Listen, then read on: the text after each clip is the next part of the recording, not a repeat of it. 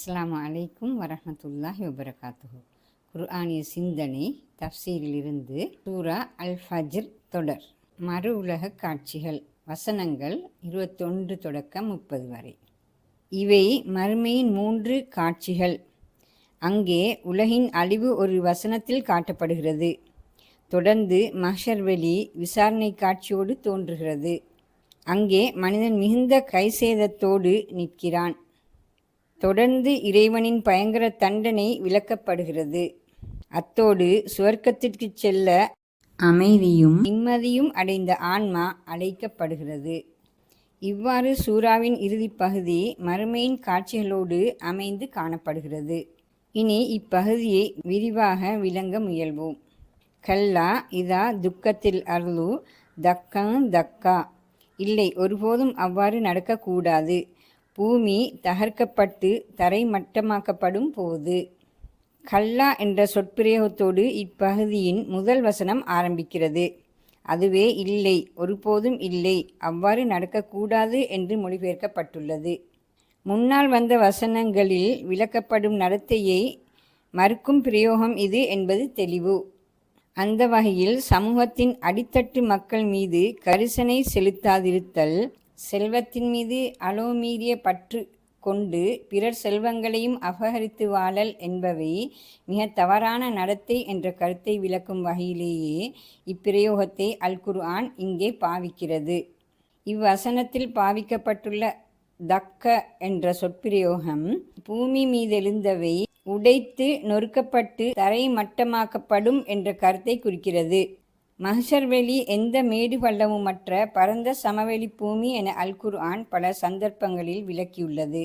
அக்கருத்தே இங்கு விவரிக்கப்படுகிறது என கொள்ள முடிகிறது.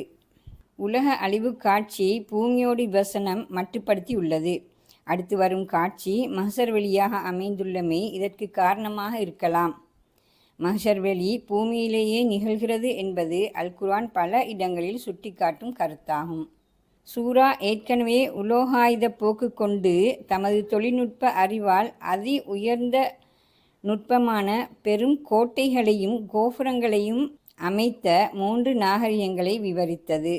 மனிதனின் செல்வத்தின் மீதான பற்றையும் அதனை சட்ட ரீதியாகவோ சட்ட ரீதியற்ற முறையிலோ திரட்ட முனையும் அவனின் போக்கையும் விளக்கியது. இத்தகைய மனிதர்களுக்கு சூரா பூமி நிரந்தரமானதல்ல, அவற்றின் மீதெழுந்த செல்வங்களும் அழிந்தொழியும் என்ற கருத்தை உணர்த்த விரும்பியது. எனவே உலக அழிவை பூமியோடு அது சுருக்கி கொண்டது. இப்படியும் சூராவின் இப்போக்கை நாம் புரிந்து கொள்ள முடியும். அடுத்து மஹ்ஷரில் விசாரணை காட்சிக்கு வருகிறோம். வஜா ரப்புக வல் மலக்கு சஃபான் சஃபா. மலக்குகள் வரிசையாக நிற்க உமது இரட்சகன் வரும்போது. ஆழ்ந்த பயத்தையும் மிக பெரும் கண்ணிய உணர்வையும் எடுத்து வீசும் காட்சியொன்று இங்கே விரிகிறது. இறைவன் விசாரணை மண்டபத்திற்கு வருகிறான். மலக்குகள் மிகுந்த கண்ணியத்துடன் எழுந்து நிற்கிறார்கள். உலக இயக்கத்தின் முடிவிலான அதி உயர் நீதிமன்றம் இது. உலகின் நிகழ்வுகள் செயல்களுக்கெல்லாம் இங்கு நீதி வழங்கப்பட உள்ளது. இங்குதான் சத்திய தீர்ப்பு அதன் அதி உன்னத தரத்தில் வழங்கப்பட போகிறது. அல் குர்ஆனின் இவ்வசனத்தோடு உள்ளத்தில் எழும் மன உணர்வுகள் இவையே. இறைவன் வருகிறான் என்ற பிரயோகம் என்ன பொருளை கொடுக்க முடியும் என்ற வாத பிரதிவாதங்களை இங்கே நாம் இழுக்க வேண்டியதில்லை. இவ்வாறான வார்த்தை பிரயோகங்களை சுற்றி எழுந்த வாத பிரதிவாதங்களை நாம் தவிர்த்து கொள்வோம். மறை உலகோடு சம்பந்தப்படும் சர்ச்சைகள் அவை. மனித அறிவால் அவை பற்றி இறுதி முடிவு கூறல் சாத்தியமில்லை என்பதை புரிந்து கொள்ளல் அவசியமாகும். அந்த வார்த்தைகள் கொடுக்கும் உளத்தாக்கமே இங்கு மிக அடிப்படையானது என்ற விடயமே எம் கவனத்தை ஈர்க்க வேண்டும். அடுத்து சூரா விசாரணையின் சூழலை விளக்குவதோடு மனித நிலையையும் படம் பிடித்து காட்டுகிறது. இன்ஷா அல்லாஹ் தொடரும். அஸ்ஸலாமு அலைக்கும் வரஹ்மத்துல்லாஹி வபரகாத்துஹு. ஜஸாக்குமுல்லாஹ் ஹைரன்.